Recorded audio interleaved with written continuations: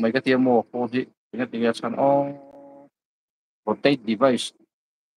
orientation is lock rotate device back rotate device back cái tiếng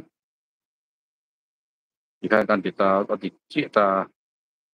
chuan en tu po để ha like tu po đồng mal dia orientation lock có thể để dễ là mô chuan ít một cái ít luôn lúc thấy tận thì khan đó lúc thấy đâu à ngõ thì thật ngõ thấy tận lúc đón tại thì khan ồ ồ general activities just moderator part page time out 이런 루트 em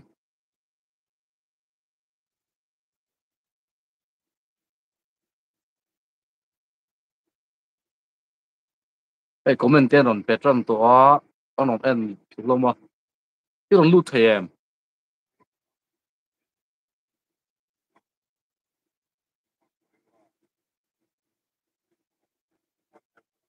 sanina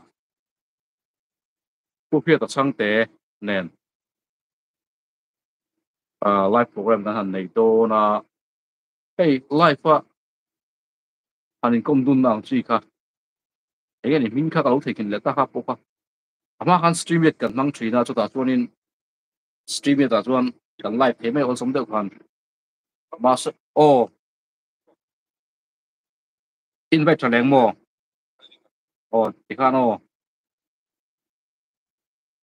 tuna hian cái invite me ka Er.Hriata hi ron lu tum me ka di comment por ron lu lu to a pero to hian cái nen ve le lo chuan tin nge i camera kha siam tha ve deuh lam non tia camera hi mo live hian siam that ngot thei thin lo ti kha dikanga ama khop mai YouTube ho hian an application hian update thadu lo ni bai hian ka clear ke chuan siam that thei lo ki hai lock sia orientation is lock rotate device back atia dan rotate device po kha ni eng ma om sia dei ngai lo an ge don iron lu thei em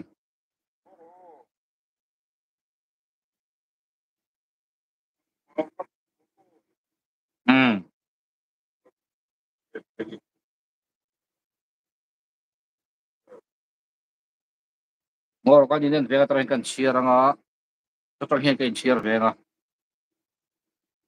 chuan